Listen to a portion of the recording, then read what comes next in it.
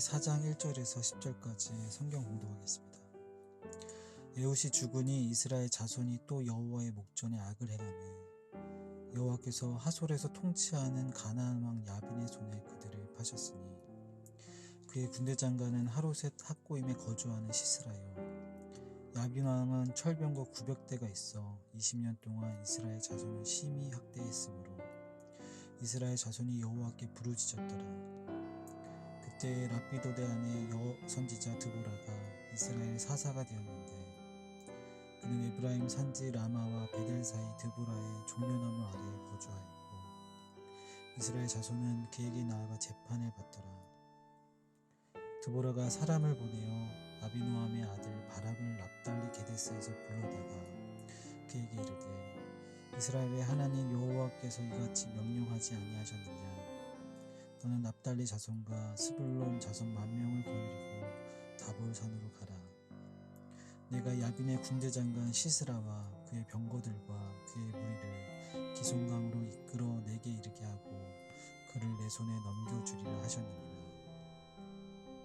바락이 그에게 이르되 만일 당신이 나와 함께 가면 내가 가려니와 만일 당신이 나와 함께 가지 아니하면 나도 가지 아니하겠노라 하니 이르되 내가 반드시 너와 함께 가리라. 그러나 내가 이번에 가는 길에서는 영광을 얻지 못하리니 이는 여호와께서 시스라를 여인의 손에 파실 것임이니라 하고 드보라가 일어나 바락과 함께 게데스로 가니라. 바락이 스불론과 납달리를 게데스로 부르니 10,000명이 그를 따라 올라가고 드보라도 그와 함께 올라가니라. 아멘. 네, 여러분 오늘 말씀 사사기 4장 1절부터 10절까지의 말씀입니다. 오늘은 사사 에훗이 죽은 이후의 이야기를 하고 있는데요. 사사 에훗이 죽은 후에 이스라엘 민족은 하나님 보시기에 또 악을 행했습니다. 오늘 또라는 말 속에서 그들의 악행이 계속해서 사사가 죽은 이후에 반복되고 있다는 것을 우리에게 이야기하고 있고 그 반복되는 악행 속에서 하나님은 그 이스라엘 민족을 하솔의 통치자인 야빈에게 넘겨주셨다고 말하고 있습니다. 근데 야빈에 대해서 소개하면서 야빈은 철병거 900대를 가지고 있다고 말하고 있는데 당시의 철병거는 굉장히 최첨단 무기였던 것으로 보여져요. 그래서 이스라엘 민족들은 그 야빈이 가지고 있는 철병거 때문에 그 야빈을 굉장히 두려워했고 그래서 이스라엘 민족은 그 야빈으로 인한 계속되는 압박 속에서 하나님 앞에 부르짖는 그런 내용이 기록되어져 있습니다. 근데 사실 잘 생각해보면 사사기의 문제는 철병거가 있고 없고의 문제는 분명히 아닙니다. 진짜 문제는 이스라엘이 하나님 보시기에 악을 행했느냐 행하지 않았느냐의 문제인데 그런데 그들은 문제를 자신들에게서 발견하지 못하고 지금 다른 곳에서 자꾸만 생각하고 있는 것이죠. 자신들의 죄를 돌이켜서 하나님의 뜻에 따라 살아가면 되는 것인데 그것이 아니라 그들은 야빈이 철병거를 가지고 있기 때문에 이런 문제가 발생한다고 생각하고 그것을 하나님 앞에 구하고 있는 것. 그것이 바로 이스라엘의 계속되는 문제입니다.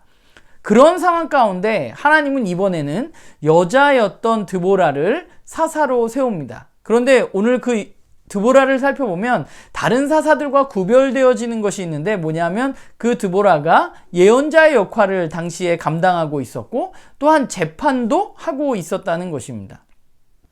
그리고 굉장히 중요한 것은 저자가 드보라가 여자였다는 사실을 굉장히 강조해서 이야기하고 있다는 거예요. 오늘 우리가 읽는 개역개정이나 새번역에는 사실 그것이 잘 나타나 있지 않은데 4절의 원어를 살펴보면 원래 의미는 이거예요. 여자의 예언자, 라피도세 아내, 그녀가 이스라엘의 사사가 되었다. 그러니까 벌써 여성 예언자, 아내, 그녀 이렇게 계속해서 이 드보라를 소개하면서 여자라는 것이 강조되고 있다는 것이죠. 그러면 우리가 생각해 볼 수 있는 건 그런 거잖아요. 왜 이렇게 여자임을 이 사사기의 저자는 강조하고 있는 것일까라는 생각을 해보게 됩니다. 왜냐하면 당시의 사회가 굉장히 가부장적인 사회였고 남성 중심적인 사회였기 때문에 여자가 리더가 되고 사사가 되고 또한 재판을 하고 이런 일들이 사실 당시 사회에서는 그렇게 익숙하지 않은 것이 분명합니다. 그래서 이 저자는 드보라가 여자였다는 사실을 굉장히 강조하고 있는 것으로 보여져요. 근데 그 드보라에 오늘 대비되어지는 한 남자가 나오죠. 그가 바로 바락입니다. 이 바락은 드보라가 하나님으로부터 말씀을 받아서 바락을 부릅니다. 그래서 바락에게 야빈과 네가 전쟁을 하면 하나님이 이기게 해주실 거야 라고 이야기했는데, 사실 바락은 그 말씀을 믿고 그 전쟁에 나갔으면 됩니다. 그런데 바락은 그 말씀을 온전히 믿지 않고 한 가지 조건을 달죠. 사사 드보라가 함께 나가면 자기가 전쟁에 나가겠다고 말하고 있습니다. 그러니까 보이지 않는 하나님의 말씀을 의지하기보다는 눈에 보이는 사사를 더 의지하는 그런 연약한 바락의 모습이 드러나 보여주고 있는 것이 사실 오늘 본문이란 생각을 해보게 됩니다. 그런데 하나님에게 있어서 진짜 중요한 것은, 저는 여자인가 남자인가가 하나님에게 그렇게 중요하진 않다고 생각해요. 하나님에게 중요한 것은 하나님과 온전한 관계를 맺고 있는가, 하나님의 말씀을 잘 듣고 그에 순종하는 삶을 살아가고 있는가 하는 것이 중요한 것이었죠. 물론 드보라가 예언자와 사사의 역할을 하고 있는 것은 당시 이스라엘 사회의 남자가 주도적이었던 그 사회에 그것을 해낼 만한 남자가 없었음을 우리에게 보여주는 그런 이야기일 수도 있습니다. 그런데 분명한 것은 하나님은 남자와 여자를 차별하시는 분이 아닙니다. 차별은 사람이 하는 것이죠. 하나님은 남자와 여자 중 누구를 사용하시는가? 하나님은 하나님과 온전한 관계에 있는 사람을 사용하십니다. 어찌되었건 성경은 가부장적인 사회 속에서 쓰여졌습니다. 그렇기 때문에 당시 사회의 영향을 받고 있습니다.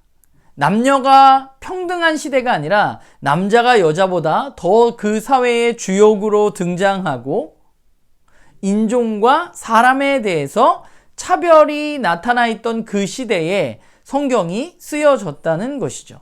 그래서 성경도 그 영향을 굉장히 많이 받고 있어요. 그래서 우리는 때때로 하나님이 마치 그런 분인 것처럼 생각하게 됩니다. 하나님도 여자보다 남자를 더 중요하게 여기는 것처럼 생각하는 사람들도 있습니다.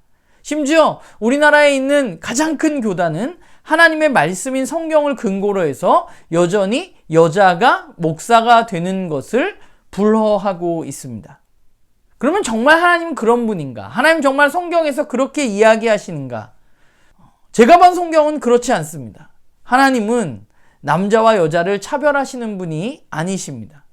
하나님은 전혀 여자를 차별하실 의도가 없으신 분입니다. 오히려 하나님은 남성 중심의 사회에서 여자인 드보라를 통해서 적극적으로 일하셨던 분이 바로 하나님이십니다. 중요한 것은 남자건 여자건 성별이 중요한 게 아니라 하나님의 말씀 안에 머무는가가 중요한 것이죠. 그리고 그 말씀에 따라서 살아가고 있는가가 중요한 것입니다. 오늘 우리가 그런 의미에서 오늘 말씀을 보자면, 오늘은 사실 여자의 지위가 이 성경이 쓰여졌을 때보다는 굉장히 상승했잖아요. 여전히 불평등이 존재하지만 그래도 남자와 여자가 어느 정도 사회에서 동등한 위치를 가지고 있는 것이 오늘의 현실입니다. 그렇기 때문에 오늘 말씀을 볼 때 꼭 저는 남자, 여자의 문제로 볼 것이 아니라 사회적인 강자와 사회적인 약자의 편에서 우리는 말씀을 볼 수도 있다는 생각을 하게 돼요. 하나님은 하나님의 말씀 앞에 서 있는 사람들과 함께 하시고 그들을 사용하십니다. 오늘날도 마찬가지예요. 여자, 남자의 문제가 아니라 오늘날 사회 가운데 분명히 사회적인 약자로, 저 사람이 저런 하나님의 일을 할 수 있을까? 라는 사람들을 통해서도 하나님은 일하시는 분이라는 사실에 대해서 우리는 좀 기억해 볼 필요가 있는 것 같아요. 그게 성경이 우리에게 이야기해 주고 있는 하나님의 모습이라는 생각을 해보게 됩니다. 그런 의미에서 보면 저도 목사라는 이름으로 여러분들과 함께 하고 있잖아요. 그러니까 목사라는 그 타이틀이 중요한 게 아니라, 남자, 여자 그 타이틀이 중요한 게 아니라 오늘 중요한 것은 하나님의 말씀 앞에 온전히 서서 그분의 말씀을 듣고 있는가 하는 것이 훨씬 더 중요하다는 거예요. 바라기는 저도 그렇고 나는 교회 식구들도 그렇고 어떤 타이틀이 중요한 게 아니라 남녀노소 누구를 불문하고 가장 중요한 것은 하나님의 말씀 앞에 온전히 서 있느냐 하는 것이고, 저는 우리 모두가 하나님의 말씀 앞에 서서 하나님께 귀하게 쓰임받고 하나님의 사람으로 이 땅 가운데 살아가는 그런 우리 모두가 되기를 간절히 소망합니다.